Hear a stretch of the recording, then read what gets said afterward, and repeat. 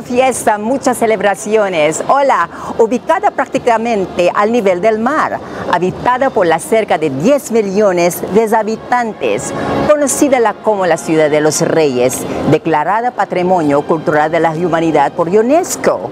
Bienvenidos a todos en Lima, Perú. ¿Cuánto cobras para ir a la Plaza de Armas? ¿A Plaza de Armas? Sí. 15. No, 8. ¿Primera vez que viene usted acá al Perú? Sí, primera vez. Ah, qué bien. ¿Y qué le parece el Perú? Es la ciudad de experiencia, la ciudad maravillosa. Los peruanos son muy amorosos, ¿no? Dígame, te encuentras dos cosas aquí en Perú, ¿no? A veces somos profesores, policías, hasta doctores, hacemos el trabajo de taxi en nuestras horas libres. ¡Increíble! Sí, así es. Y ahorita vamos a pasar el Ministerio de Justicia, que dice Palacio de Justicia.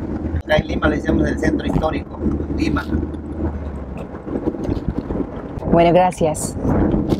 After several negotiations and a short conversation with the taxi driver, I decided to take a walk at Paseo Girón de la Unión. These balconies were a major feature of Lima's architecture during the colonial period. Lima is the 5th largest city in Latin America and one of the largest financial hubs, strongly influenced by European, Andean, African, and Asian cultures. Lima was founded by Spanish conquistador Francisco Pizarro on January 18, 1535 as La Ciudad de los Reyes, or the City of Kings. Plaza de Armas is the finest and the most well-formed plaza that I ever seen. It occupies an entire block with a width of 4 streets on one side and 4 streets on the other.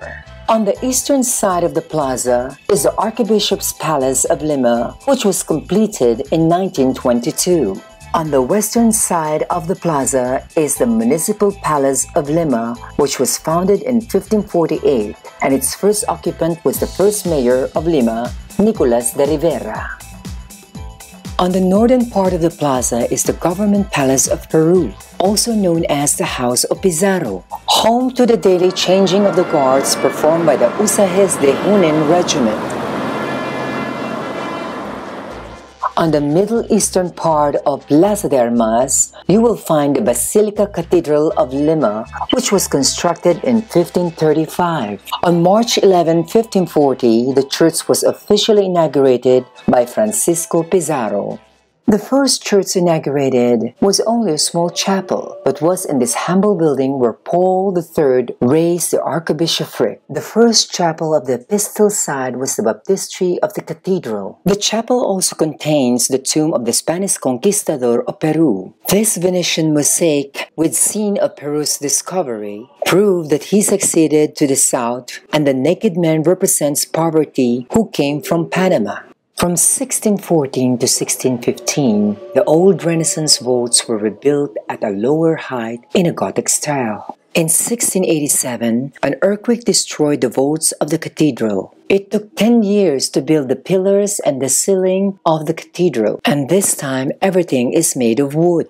The basilica has 15 chapels, baptistry, a treasure room, and a museum. This chapel is consecrated to Saint Toribio de Mogrovejo. This altarpiece of mahogany was received from Belen Honor Church, which polychromy is hidden under a thick layer of varnish.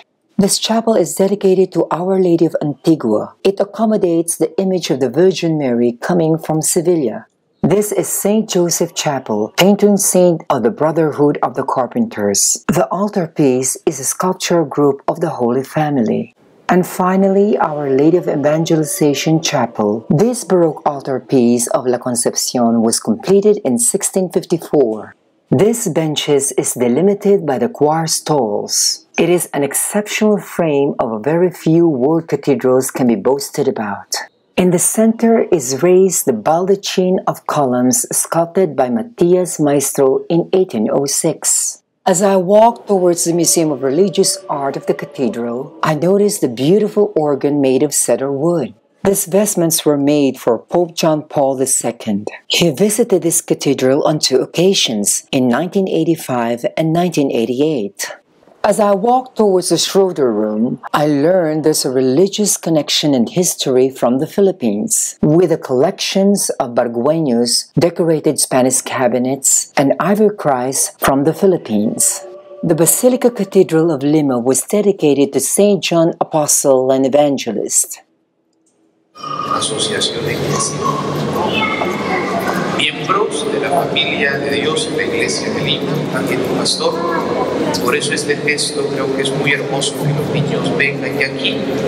This is the Lord of the Miracle Brotherhood, which comprised of 25,000 members, founded in October 17, 1935. The leaders were organized into 220 groups, and each group works 300 meters of the procession. Esta es la 10º año en que se celebra la salida del Señor de los Milagros, llevada por los niños. The Lord of the Miracles was painted on an adobe wall by an anonymous slave from Angola in 1651 and represents Christ crucified on the cross, located in the grand altar of the Sanctuary of the Nazarene, venerated by Peruvians all over the world. Every October, a grand procession of more than 2 million believers accompanies the image as it carries to the streets of Lima.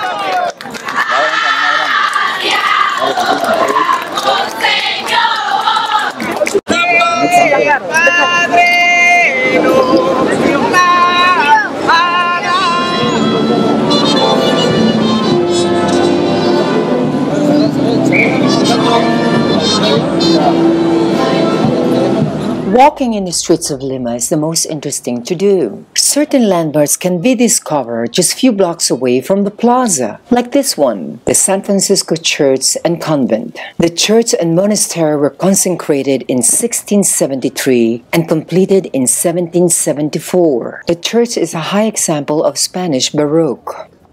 The vaults of the central of two side naves are painted in Mudéjar style, a mix of Moorish and Spanish designs. The corridors of the main cloister are inlaid with civilian glazed tiles dating from 1620. But there is something mysterious about this place.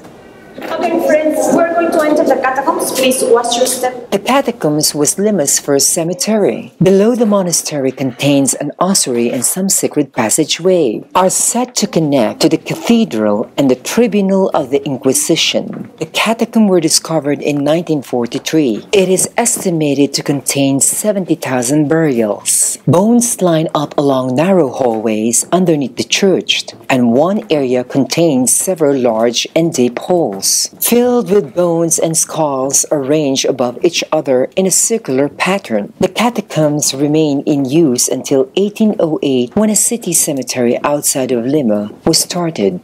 I'm back here at Plaza Mayor, and it is in this place where the Act of Independence of Peru was proclaimed in 1821. The Basilica de Nuestra Señora de la Merced of Lima was constructed in 1535 with a Baroque churrigueresco style. As a visitor, I appreciate the splendor of the architecture of the old time. In this church, full of works of art, there is an emphasis on the greater altar in honor to the Virgin of the Mercedes, and one sacristia with arabesque tiles. The Virgin of the Mercedes is the patron of the arms of the nation. The corridors were a mix of Moorish and Spanish design.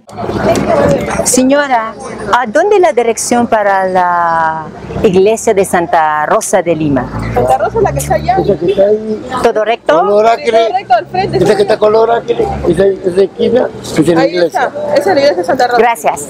This balcony of Lima are cultural heritage built during the Spanish colonial regime as well as in the Republic era in Peru. They were built for ceremonial purposes and have influence in the life of many Peruvians. The abundance of these balconies adds to the particular harmony and originality to this part of the city. Hola.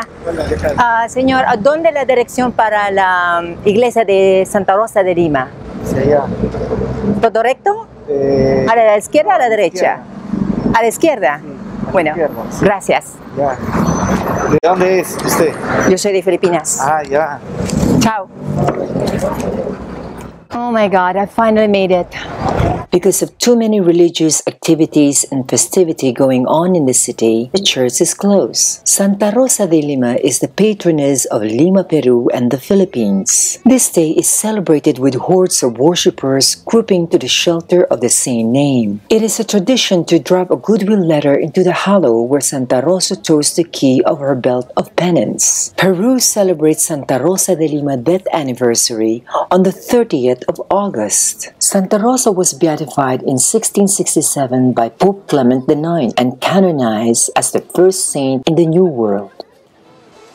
After a long day journey, I may say, Lima is a cosmopolitan city that embraces its colonial heritage, modern dynamism, and privileged location on the Pacific coast. The city is, after all, the only South American capital facing the sea. Only a few years ago, Lima was not often viewed as a significant tourist destination on its own, but I took my risks, but that image has changed. In no small due, that has accompanied solid economic progress and increased safety in the capital. Lima's magnificent, well-preserved colonial center and lively contemporary communities hugging the coast make Lima a fascinating place to discover and appreciate that allow visitors truly experience another side to the Peruvian capital city. Lima, Ciudad Experiencia.